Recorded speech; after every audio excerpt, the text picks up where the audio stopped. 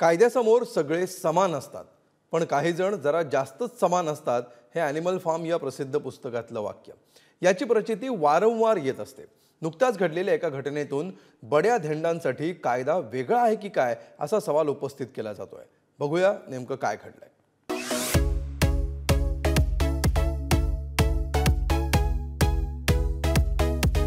Priya Singh, model, fitness trainer, fashion promoter.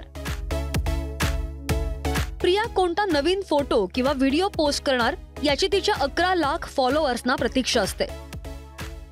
मात्र तिनं यंदा फोटोऐवजी तिची व्यथा पोस्ट केली आणि सगळ्यांना एकच धक्का बसला. प्रियाच्या आरोपांनुसार तिला कार खाली चिरडण्याचा प्रयत्न झाला.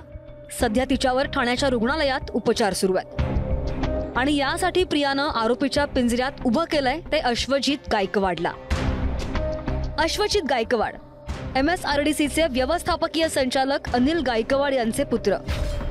प्रियाच्या दाव्यानुसार तिचे अश्वजितशी 4 वर्षांपासून प्रेम संबंध आहेत.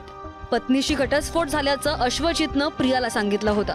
मात्र घटनेच्या दिवशी प्रियानं अश्वजितला ठाण्यात त्याच्या पत्नीसह पाहिलं आणि त्यानंतर काय झालं ते तिच्याच तोंडून ऐका.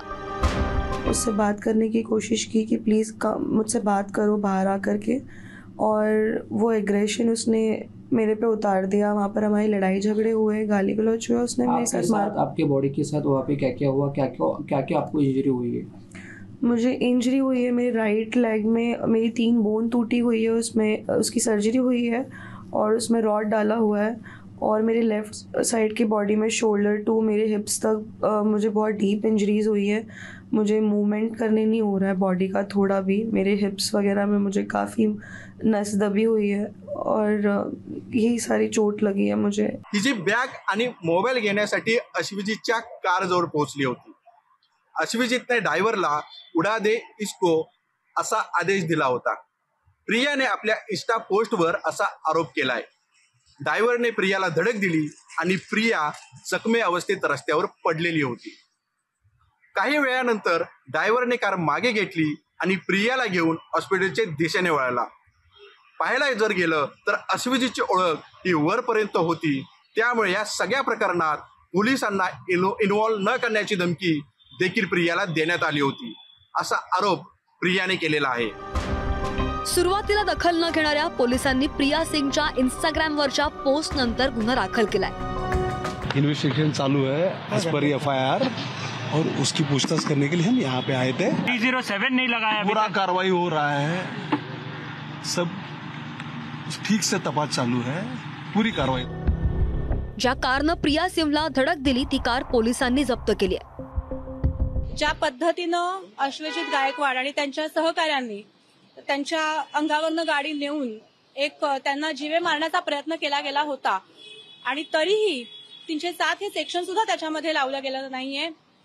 देवर इन अ रिलेशनशिप, त्यांना लग्नाची वचनं दिली गेलेली होती आणि अशा बऱ्याचशा गोष्टी आहेत ज्या सांगितल्या गेल्या होत्या. आणि म्हणूनच आमचं असं म्हणणं आहे की सप्लिमेंटरी स्टेटमेंट हे रेकॉर्ड व्हावं आणि म्हणून प्रिया सिंग या गेली 3-4 दिवस आयोना आणि पोलीस अथॉरिटीजना सांगतायत की supplementary statement may be taken on record, that should be taken.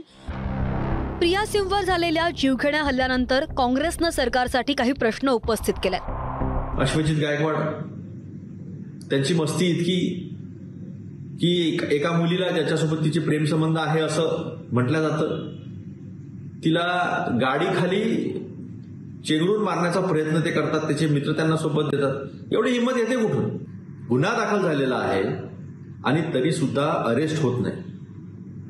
कुठंतरी हे गोळबंगाल आहे, कुठंतरी ह्या संशयाला बळ देणारी गोष्ट आहे. देवेंद्र फडणवीस अतिशय सक्षम कार्यक्षम गृहमंत्री असताना हे जर होत असेल तर आपल्या कार्यपद्धतीवर आणि आपल्या कार्यक्षमतेवर हे प्रश्नचिन्ह आहे. याच्यावर कारवाई कधी होणार आणि त्या महिलेला न्याय कधी भेटणार हे महाराष्ट्राला आपण सांगितलं पाहिजे. दरम्यान सगळा घटनाक्रम पाहिला तर काही प्रश्नही उपस्थित होत आहेत. पोलिसांनी तत्काळ गुन्हा दाखल का केला नाही? कार खाली चिरडणं म्हणजे हत्येचा प्रयत्न, मग पोलिसांनी कलम 307 अंतर्गत गुन्हा दाखल केलाय का? अशा प्रकारच्या गुन्ह्यात आरोपीला ताब्यात घेऊन चौकशी होते. अश्वजितच्या बाबतीत पोलीस वेगळी भूमिका घेत आहेत का? अश्वजित गायकवाडला अटक होणार का आणि कधी? बड्या हस्तीचा मुलगा असल्यानं त्याच्यासाठी वेगळा कायदा आहे का? या प्रश्नांची उत्तरं पोलीस अश्वजित गायकवाडवर जी कारवाई करणार त्यातूनच मिळणार आहेत. आता पाहूयात, पोलीस खरंच कायद्याचे पाईक आहेत की कुणाच्या ताटाखालचं मांजर. ब्युरो रिपोर्ट, पुढारी न्यूज, ठाणे.